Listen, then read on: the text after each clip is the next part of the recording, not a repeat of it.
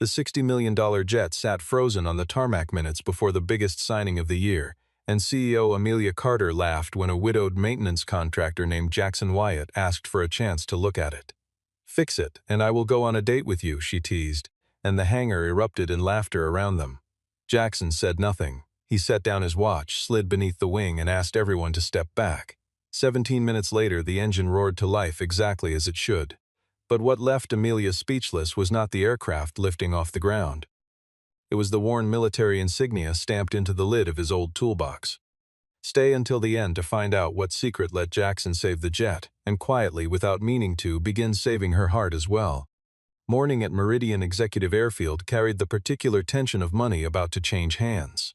The long-range jet known as the Atlas, worth nearly $60 million, was scheduled to carry Amelia and her executive team to Denver for the signing of a deal with Orion Crest Energy. If she was not standing in that boardroom before noon, the partner had every right to walk across the runway to a competing firm, and the contract, worth $240 million, would vanish along with any chance Amelia had of keeping her seat as chief executive after the shareholder meeting only weeks away. When the lead pilot, a calm and exacting man named Liam Brooks, powered the left engine, a warning bloomed across the cockpit display. Hydraulic system pressure was decaying, slowly but steadily, in a system tied to the backup brakes, the landing gear, and part of the flight control surfaces. The aircraft could not, under any circumstance, be cleared for takeoff. Ryan Mercer, the company's director of operations, arrived within minutes and ordered the maintenance crew to swap the pressure regulator, but the replacement part had not yet arrived, delayed by what he called simple bad luck. Jackson was working nearby on ground support equipment when he heard the rhythm of the hydraulic pump falter, and he noticed the fluid was not draining the way an ordinary leak behaves. It sounded, to his trained ear, like fluid being pushed backward inside the line itself. He asked Liam if he could see the pressure oscillation data, but the maintenance manager, a tired man named Joseph Reed, waved him off, reminding him that he was a contractor with no clearance to touch an executive aircraft. Jackson did not argue.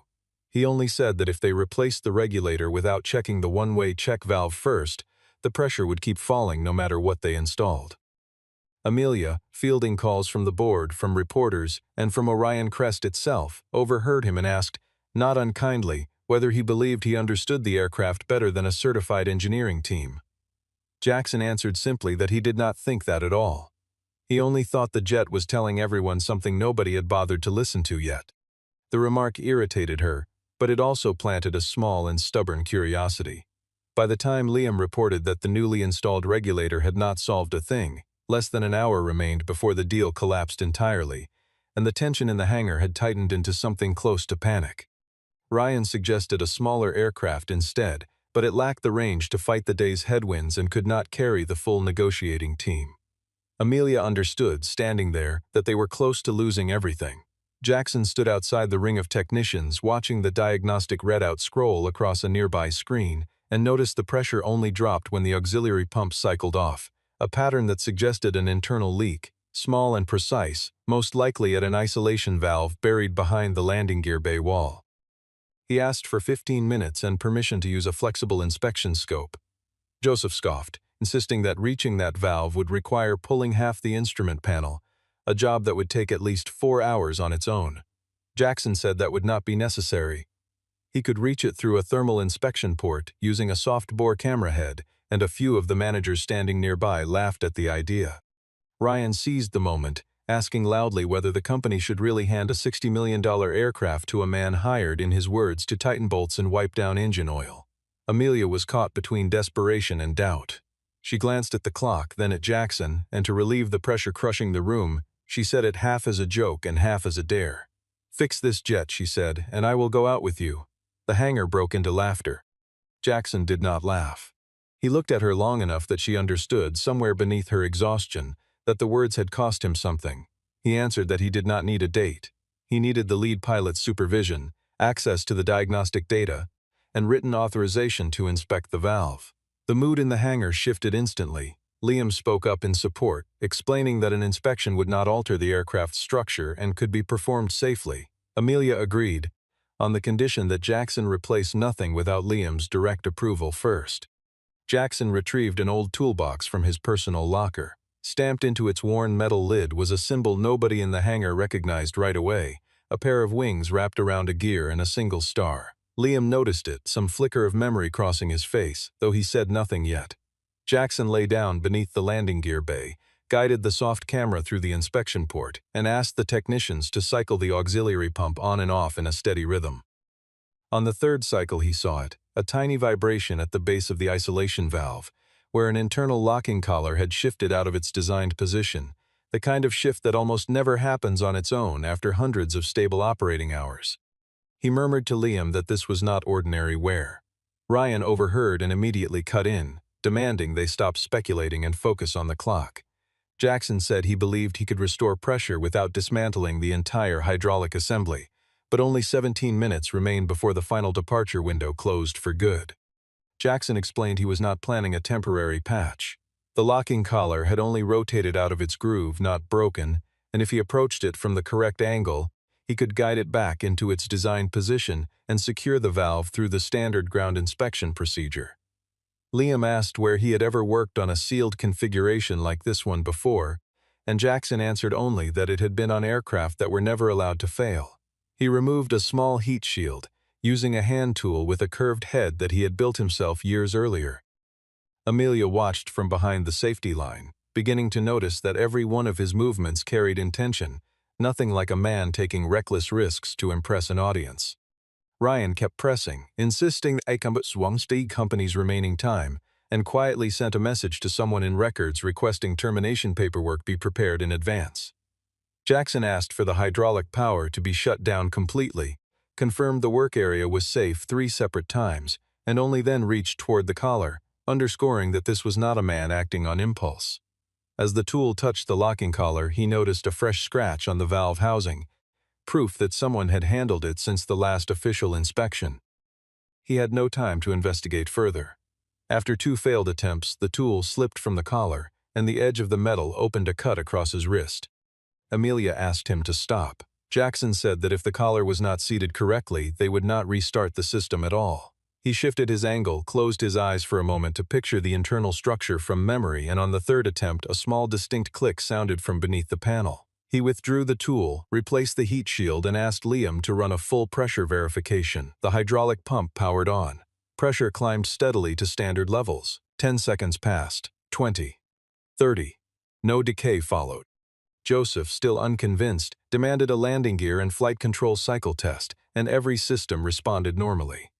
Liam confirmed the repair had restored the component to its original design configuration, not a temporary workaround, though he still wanted a full technical note and deeper inspection completed after the flight.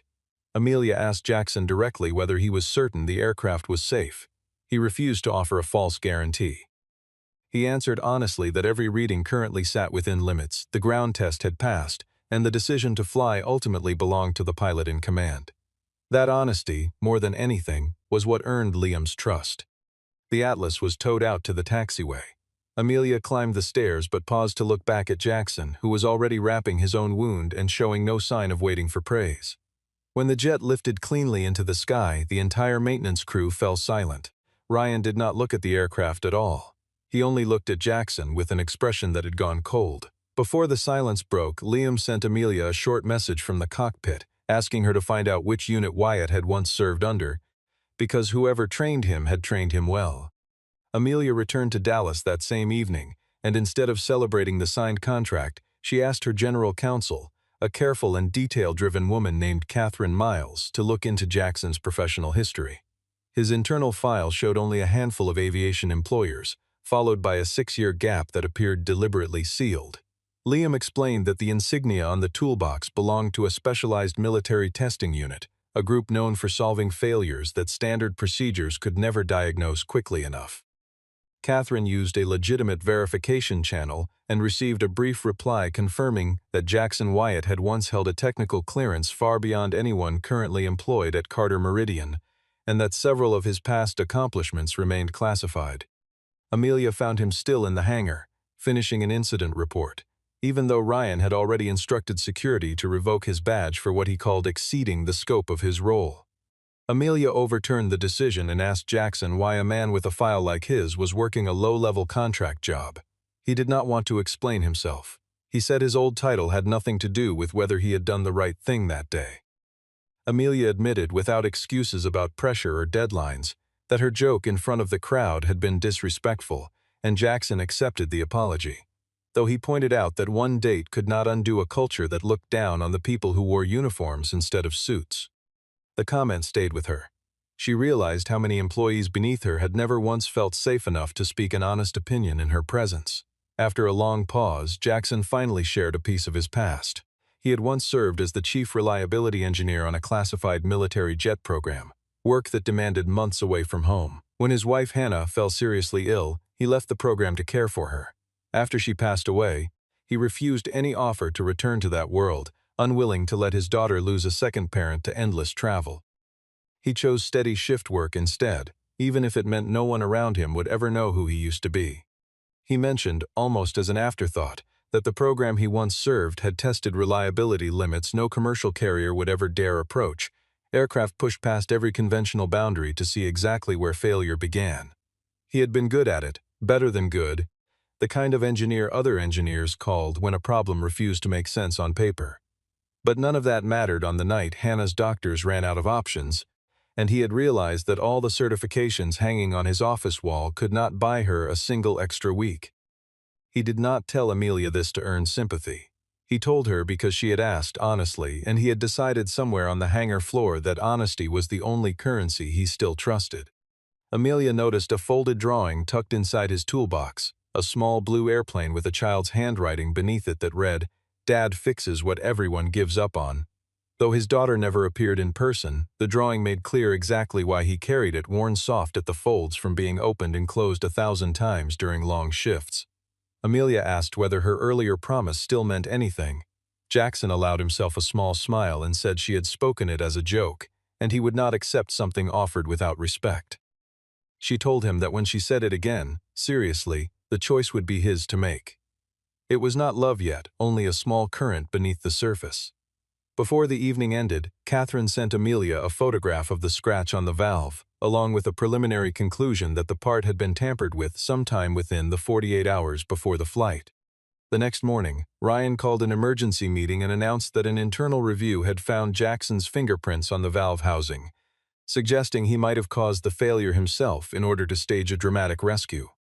The theory sounded almost reasonable, since Jackson had passed near the same aircraft 2 nights earlier while checking unrelated ground equipment. Ryan presented footage showing Jackson walking past the landing gear bay, but the recording cut off the instant he moved out of frame, leaving just enough ambiguity for suspicion to take hold. Several board members worried that if the incident became public, the Orion Crest deal could collapse anyway, and they urged Amelia to suspend Jackson and sign a confidentiality agreement to bury the matter quietly. Security escorted Jackson out of the hangar. He did not resist, but he asked that the original camera footage, the entry logs, and the maintenance schedule all be preserved untouched. Ryan mocked the idea that a contractor had any authority to make such a demand. Amelia hesitated, tempted at first to follow the board's advice and protect the company's image, until she remembered that Jackson had never once offered a false guarantee before that flight and had followed every safety step without shortcuts. She asked Ryan why the footage lasted only 12 seconds and why the following 2 minutes were missing entirely. He claimed the camera system had simply malfunctioned.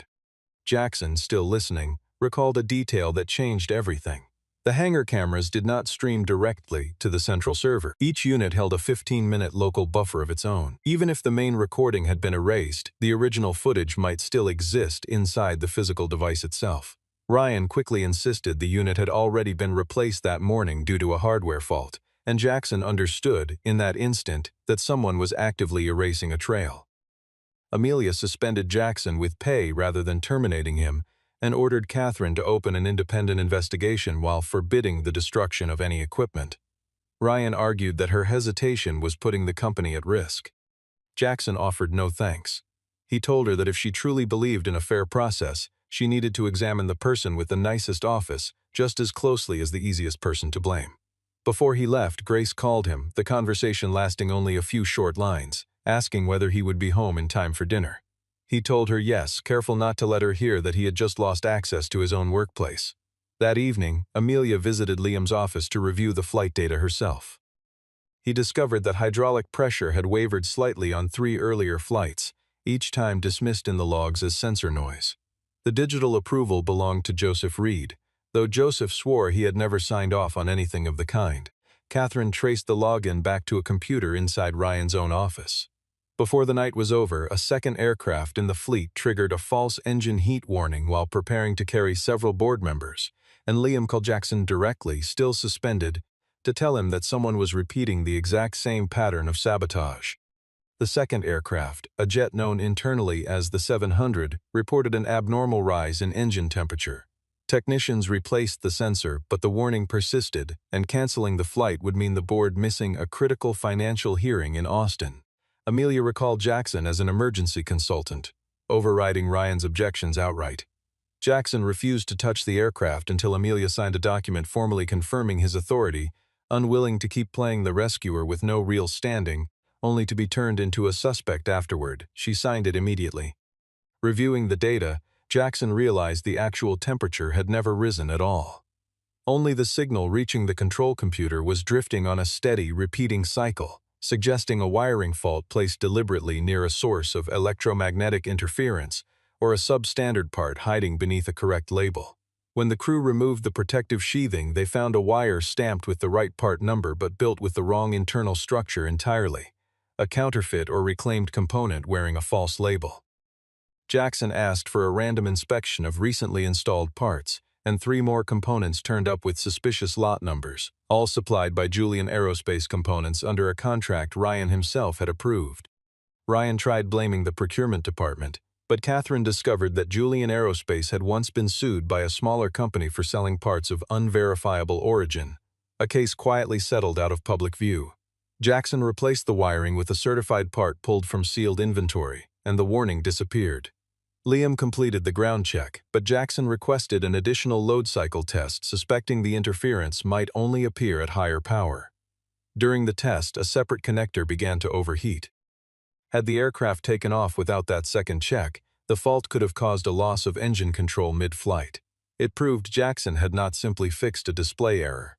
He had uncovered a genuine and dangerous threat. Amelia turned to Ryan and asked why operations had ever approved a supplier with such a troubled history.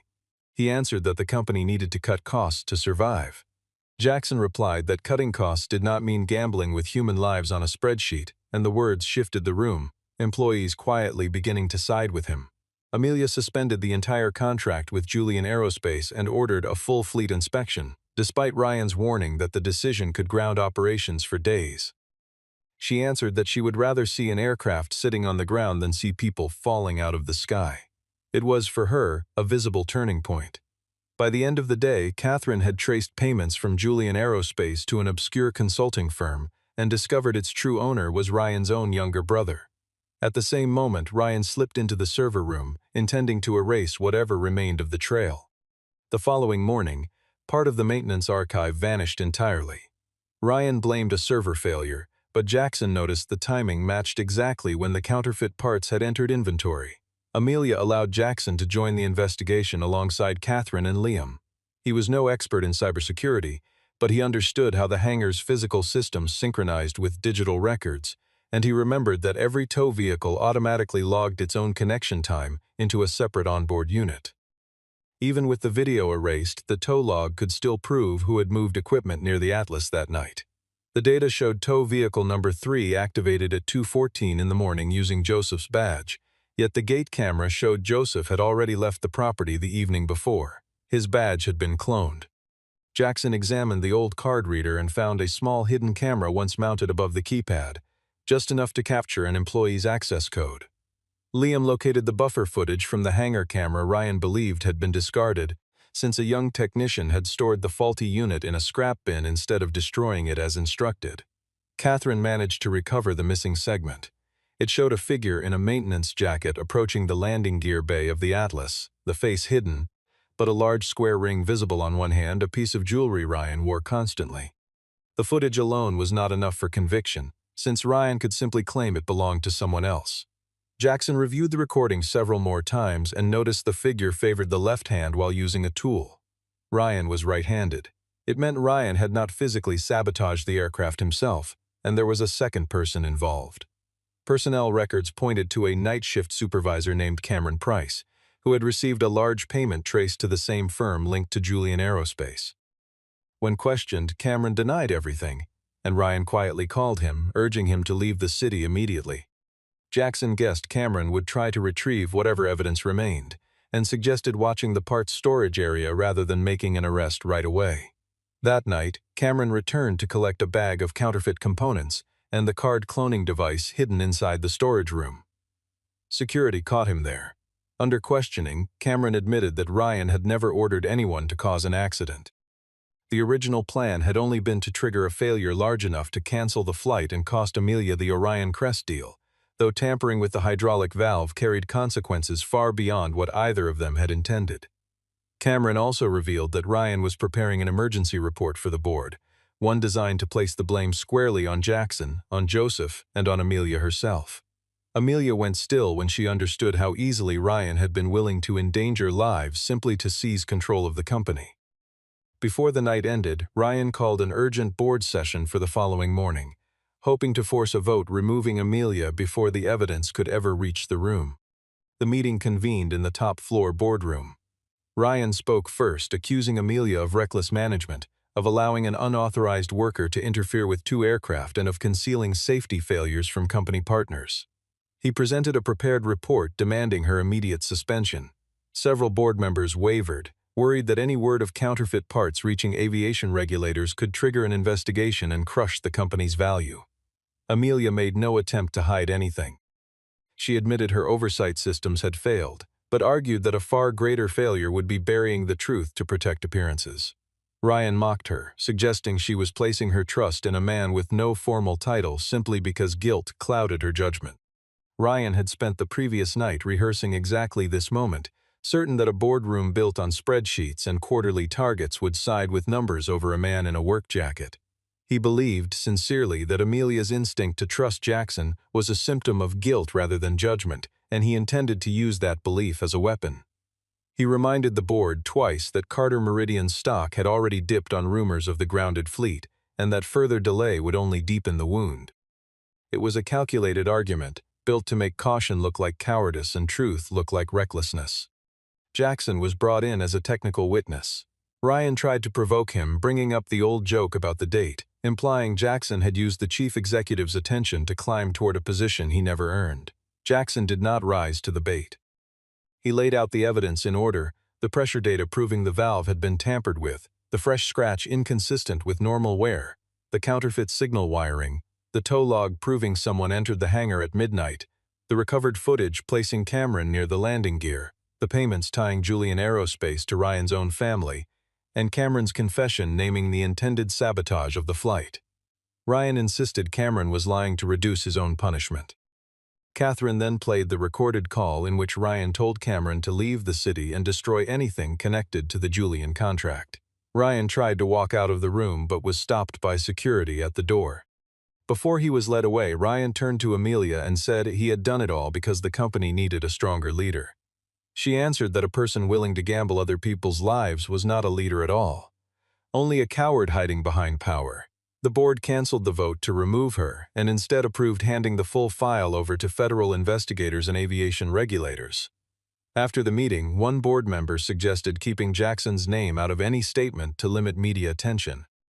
Jackson said he had no need for recognition, but insisted the technicians who had been wrongly blamed deserved to be publicly cleared, especially Joseph and the night shift crew swept up in suspicion.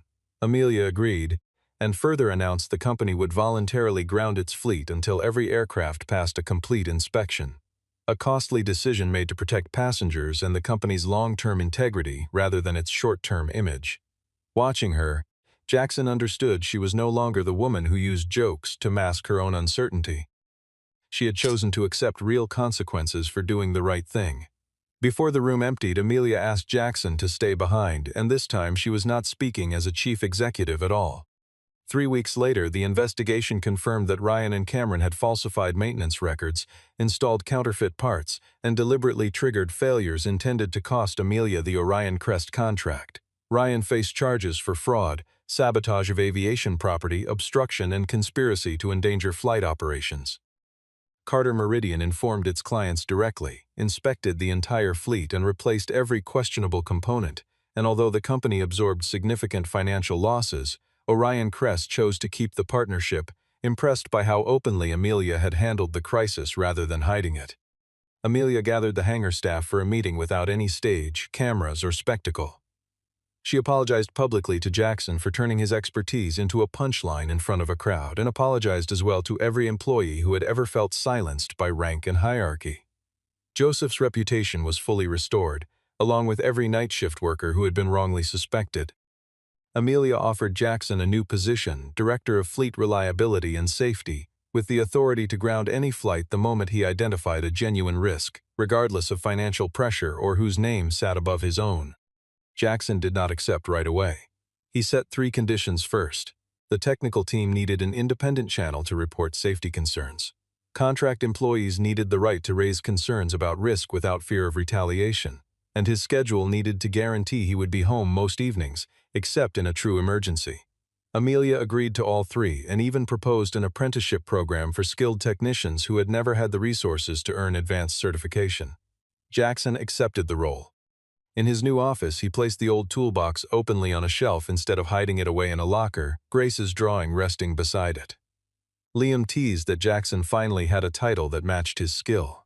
Jackson answered that a title only meant something if the person holding it was still willing to kneel down and listen to a machine, and still willing to listen to an employee with far less power than himself. Amelia, standing just outside the door, heard every word. She smiled without stepping inside right away, understanding that what she respected most about him was never the classified past he once carried, but the fact that he had never needed it to treat anyone with decency. Before the day ended, she set 2 cups of coffee on his desk along with a small envelope. Inside was not a contract or a bonus, but the address of a quiet restaurant and a time on Friday evening. Amelia made clear she did not want Jackson to feel pressured by his new title. The invitation only meant something if he genuinely wanted to go. Jackson looked at the card and asked whether she was finally making good on the promise from the hangar floor. She shook her head. What she had said that day had been a careless joke. This invitation came from a woman who wanted to know the man who had forced her to reconsider how she judged people in the first place. Jackson did not answer right away. Friday evenings, he explained, usually belonged to Grace, though that particular weekend she would be staying with her Aunt Lisa. He accepted, on one condition, that for at least an hour they would not speak about aircraft board meetings or contracts of any kind. Amelia agreed, though she doubted either of them could manage it. On Friday, Jackson arrived in a plain button-down shirt instead of his work uniform. The cut on his wrist from weeks earlier finally healed into a thin, pale line he barely noticed anymore. Amelia wore something far simpler than her usual executive attire, no blazer, no name badge, nothing that announced who she was before she had a chance to speak for herself. There was no driver, no assistant, no cameras waiting outside, only 2 people who had spent the better part of 2 months learning to see each other clearly for the first time. The conversation felt stiff at first, until Amelia admitted she had grown up around hangars her whole life, taught endlessly how to run a company, but never once taught how to truly listen to the people who repaired the aircraft she flew in. Jackson admitted he had once believed walking away from his old career made him a failure, until he understood that choosing to show up for his family had never diminished his worth at all. There was no grand confession, no dramatic kiss, no promise of forever. When dinner ended, Amelia asked if she might see him again. Jackson smiled and told her that next time, she would not need to break an aircraft first. She laughed and said the company probably could not survive another date quite like that one. They both laughed together, easily, without the weight of the past few months hanging between them. Outside the window, a fully inspected Atlas climbed into the night sky, its lights reflecting faintly against the glass as Jackson and Amelia stepped out of the restaurant, walking side by side, not yet holding hands. The story closed not with a perfect ending, but with the quiet beginning of something both of them had been missing all along, the simple chance to be seen for exactly who they were.